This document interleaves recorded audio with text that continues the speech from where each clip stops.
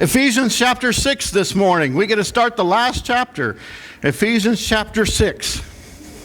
And it's interesting that they chose to make the chapter break here.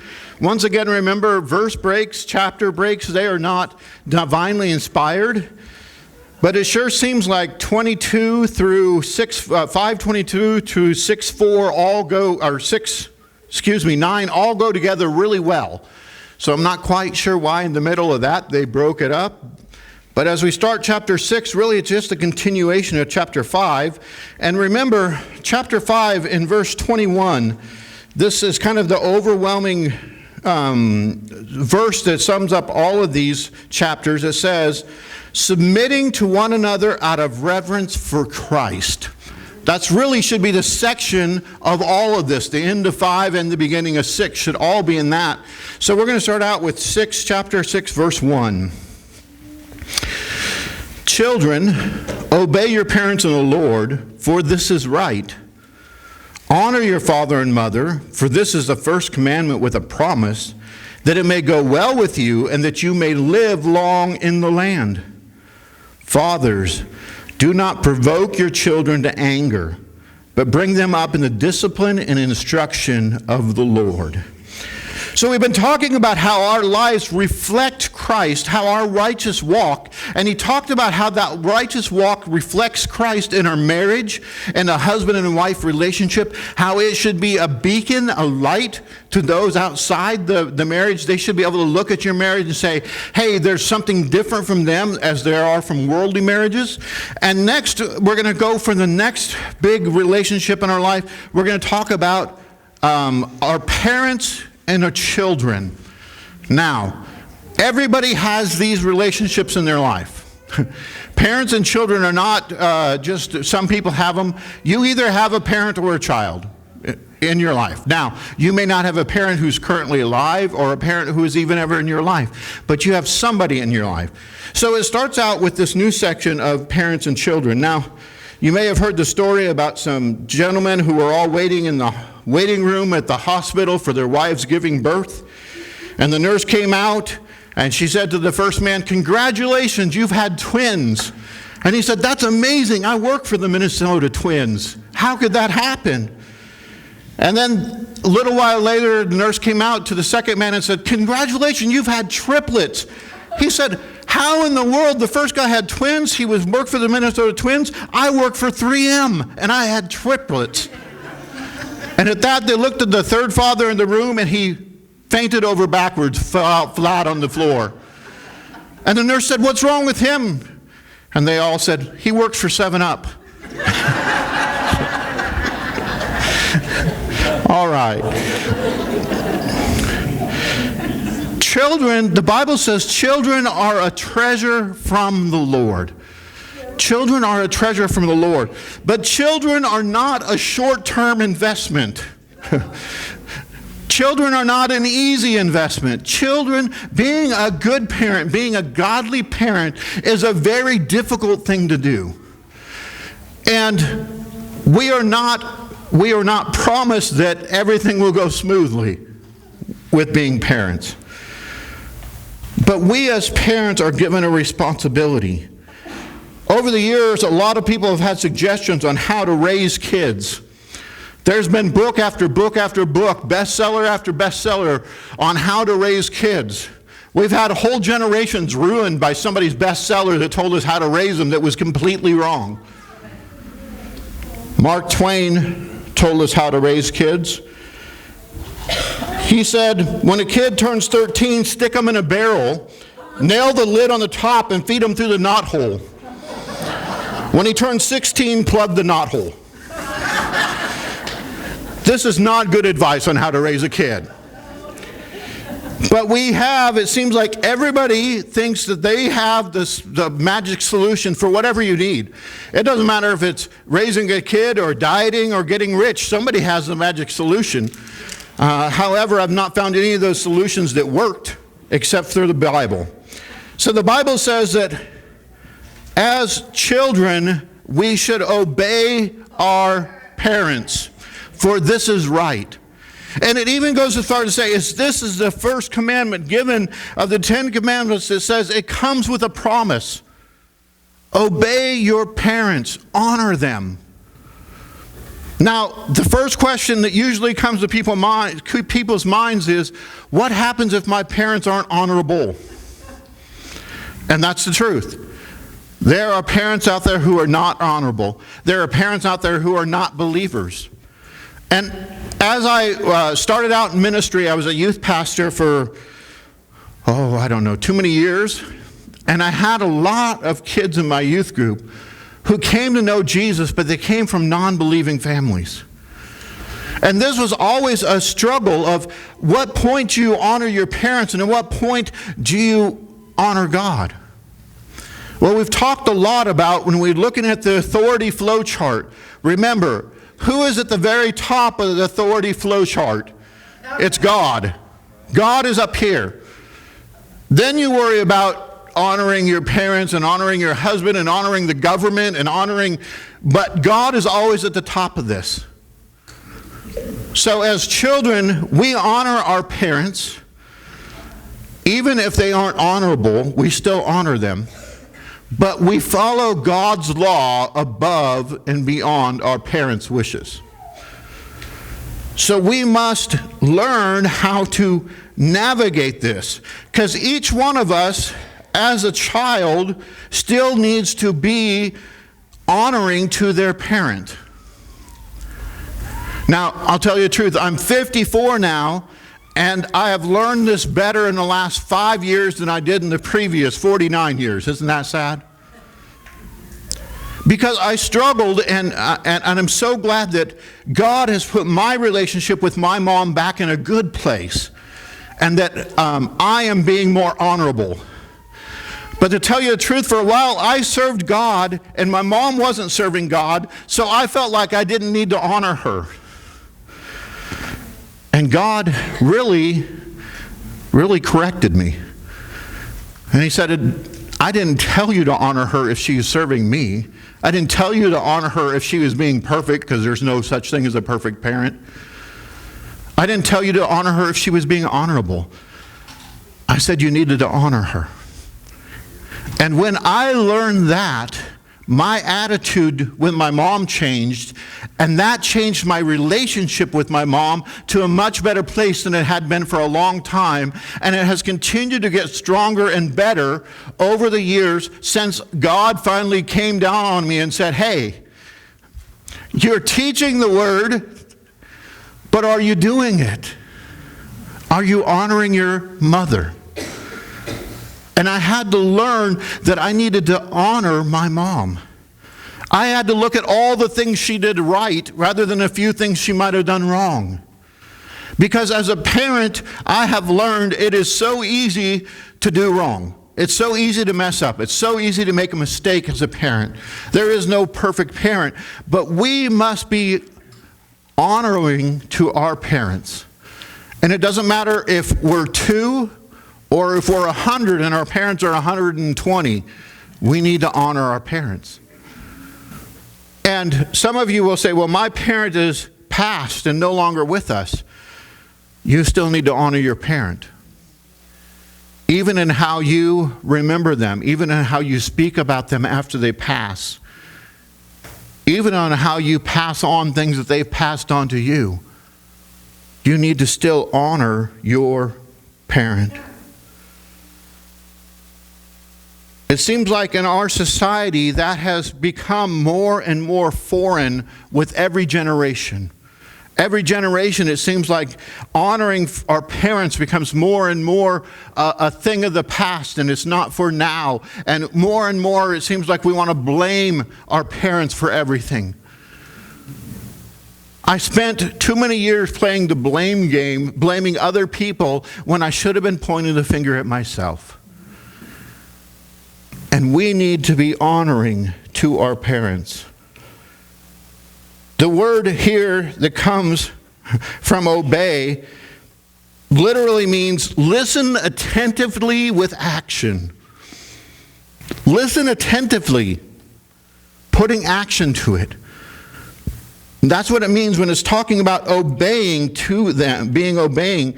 And it's really talking about, with honor, setting a high value of price of your inward attitude towards them. So when it says honor, it's talking about a high value of price of an inward attitude. And when it talks about obeying, it says listening intently, actively, doing. And that's what he's called us to do. He's called us to honor our parents and obey our parents, because really the parent-child dynamic sets a child up for every other relationship they have in life. If a child does not learn to honor their parents, they will not honor their teachers.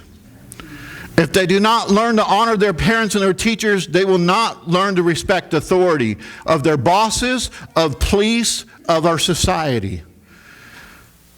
So parents, we have a huge job, because our job is to teach our children to obey and honor, because through it, every relationship in their life will be impacted. We need to know that even though parents are sinful and parents make mistakes, it doesn't mean we can dishonor them. Respect, obedience, respect. Our obeying of our parents should flow from a place of love and obedience and respect, not just a place of fear. So it is our job as parents to do right in our relationship with our child, so that they will obey us out of respect, and they will obey us out of love, and they will obey us out of our good nature, not out of fear. See, because it worked for me if I could rule with fear up until the point that my son was about 16. See, don't tell him, he's not here. By the time he was 16, we were wrestling around, and I realized I could no longer beat him. If it really came down to it, I was not going to win this fight. To this day, he hasn't figured that out yet, but it's the truth. And if I was only ruling out of fear, if I was only ruling out of heavy-handedness, at that point, my rule would be over. But if I rule out of respect and love, and a seeing that my dad has my best interest at heart, then that will continue way past the point where I can no longer physically dominate him or her. We, as parents, need to be willing to see our own mistakes. I think one of the best things I learned to do as a parent is I learned to apologize when I was wrong. Now, this might come as a shock to you, but parents, apologizing is not a weakness. If you are wrong, you need to go to your child and let them know you are wrong and apologize for being wrong. Because how are they to trust that you are always going to have their best interest and that they should follow you if they don't know that you are willing to admit when you've made a mistake? Now, I have to say, as a dad, that was a hard lump to swallow. To apologize to a child that I had done something wrong. But I believe that is a foundation of a healthy relationship. That we must understand that. That obedience will flow from trust, and they will trust you when you are honest with them and you let them know when you've done wrong, and that's part of trust, and that's part of that obedience that they will flow in.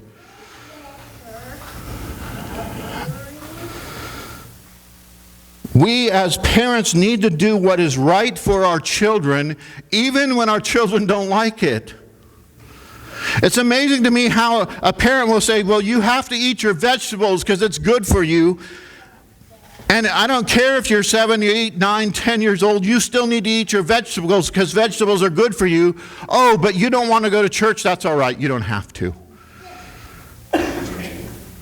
Why in the world is it okay as a parent to say your vegetables are good for you, you need to eat them whether you like them or not, but it's not okay as a parent to say, you know what, as long as you're living under my roof and under my rules, you will go to church. Pastor Mike Hader says, it's important that kids be drug a lot.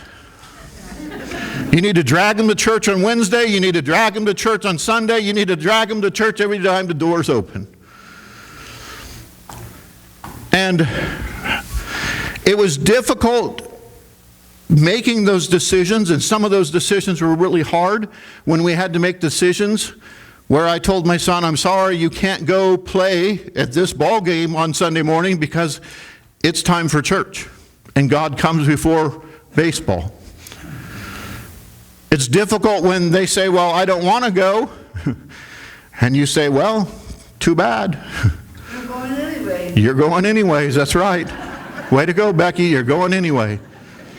We as parents need to do what's right for our kids, even when it's uncomfortable for us, even when it's harder for us. Because you know, it's a lot easier just to say, do whatever you want to do, I don't want to deal with it.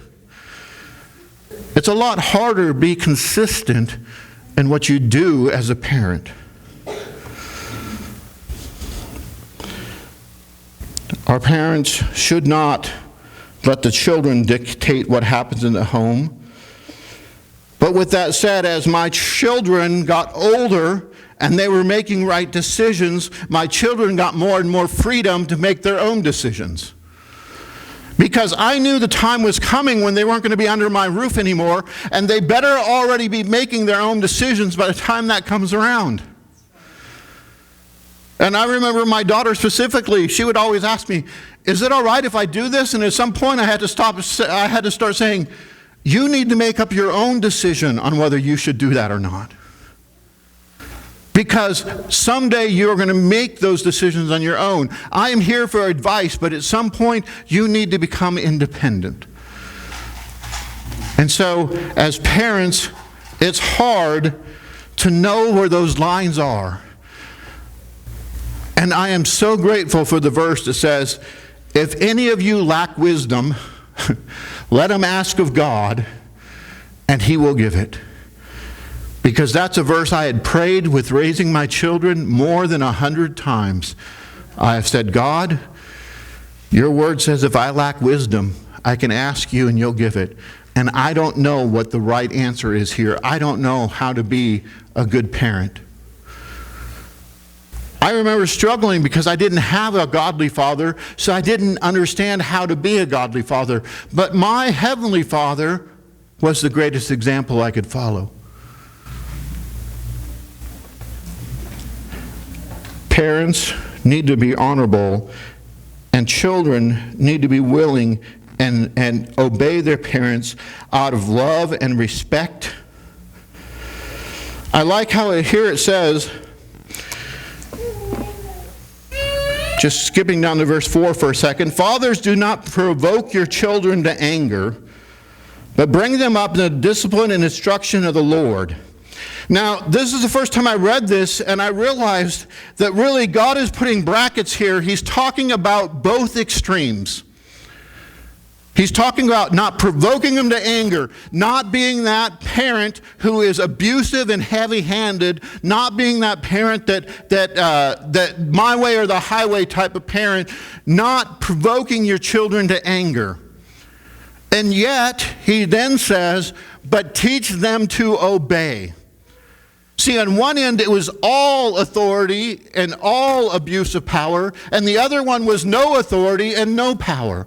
And God was really bracketing either end of that and saying, it's not all and it's not nothing. It's a balance in between where you need to learn that your children should obey and that you should not provoke them. As parents, we should not be poking our children just to make them angry to see if we can provoke them. As parents, it is not our job to just rain on their parade because we want to. But it's also our job to make sure they understand right from wrong, and that we set very understandable structure and limits so they know exactly where that is at. Now, I have a family member who has a dog, and they had one of those invisible fences where the collar's around the dog, and if the dog goes too far, the dog gets shocked. But this dog was so smart, it learned that if it went close to the fence, it wouldn't get shocked, but the collar would start alerting and beeping and alerting and beeping. So this dog learned to go up to the fence just before it got shocked, lay there and wait. Because the more that collar beeped and alerted and beeped and alerted and beeped and alerted, pretty soon the collar went dead, and the dog knew that now he is safe to cross the fence. Now, that's funny when it's a dog. It's not so funny when your child has learned, if I push and I push and I push and I push, mom and dad will get tired of holding the reins back. They'll get tired of telling me no, and they'll let me do it just because they are sick of saying no. Because that's no different than that dog learned that if he wore the fence out, he wouldn't get shocked once he crossed it. And your children have learned that you may tell them they're grounded, but if they bother you enough while they're grounded, you'll finally just tell them to get out of here because I don't want to deal with it anymore. Discipline must be consistent. It must not be excessive, but it must be consistent. There's this bracket that God has put, this bookends that he has put that says you must learn to keep your family in balance, to know. Parenting is very difficult. But God wants us to be blessed in our family relationships. Now, some of you may have come to the realization that, like I did, I came to the realization, if I don't honor my parents, my children are watching and they're going to do exactly as I do and not as I say. So therefore, if you are not honoring to your parents, yet you're telling your children to be honorable to you, it's like the old commercials from the 80s on drugs. Some of you may remember them. The boy in his room, and the dad comes in and says, "Where did you learn to do drugs? Where did you learn to do this? Who taught you this?" And the boy says, "From you. I learned it from you." Your children are learning how to treat you by how you treat your parents, and for some of us that is a scary thought. Now some of you are sitting there going, "Good. I was honoring to my parents. I did a good job of honoring them. My kids saw that." And some of you might be like me and you say, "Lord, I pray they treat the latter way than the former way. I hope they caught what I changed into, not what I started out as." But your children are watching. No matter what age your parents are, your children are watching. I always joked in my family that my daughter and son learned to speak Spanish so they could talk about putting dad in a nursing home without dad being able to understand. And it is funny because if they're around me and there's a surprise or something they don't want me to know about, the first thing they do is switch to Spanish. But I've got them. I learned what nursing home is in Spanish. Yeah. Dad's not dumb. He learned, hey, there's a few key words in Spanish I need to know. And I might not understand the whole conversation, but if those words come up, it's time to run. Huertos means dad. That's a good one for you to know in Spanish. Huertos. But we are teaching our children by what we do. But that's good too. One thing I can say, my mom was very honoring to my grandfather. She took care of him in his elder years, and she was very respectful of him. Even though at the time she was in rebellion to God and she didn't serve God, she still made us respect Grandpa and respect Grandpa's beliefs, even though Grandpa wasn't our beliefs. And when we went to Grandpa's house, my mom said, you will respect what Grandpa says. And so my mom taught me at a young age how to respect your parents. It took me a little too long to learn that, but I have learned it. Discipline is difficult. It's a challenge for parents. It's a challenge for us to find that magic sweet spot of what we need to do to raise children that are serving God and loving and respecting us. Where are those lines at? It's very difficult. If you need help with child raising, James Dobson is an excellent person to listen to on children and raising children of all different ages. And if you get a chance to, look at James Dobson and any of his books. Now there are books out there that will lead you astray, but his books are biblically based and they will teach you the right way. And here he gives us 6 key ways to shaping our child's will. And I'm just going to read them for you because I don't have time to go through them all. Number 1, define the boundaries before they are enforced. Before they're enforced. They need to know it was wrong before they did it. When you are defiantly challenged, respond with confident decisiveness and don't change your mind. Distinguish between willful defiance and just childish irresponsibility.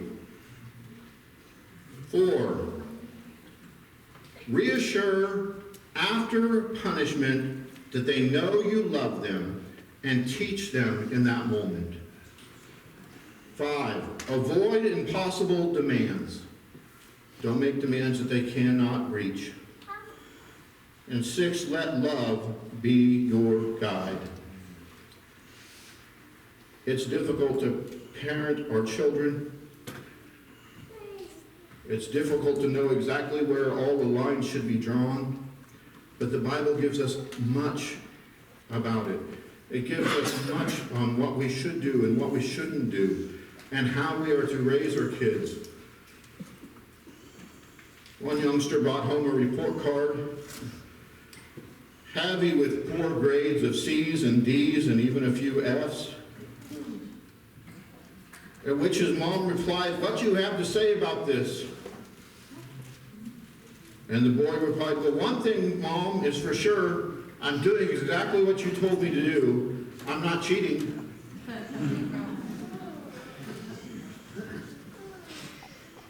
But we need to be communicating to our children what we expect of them. We need to have those parameters set out.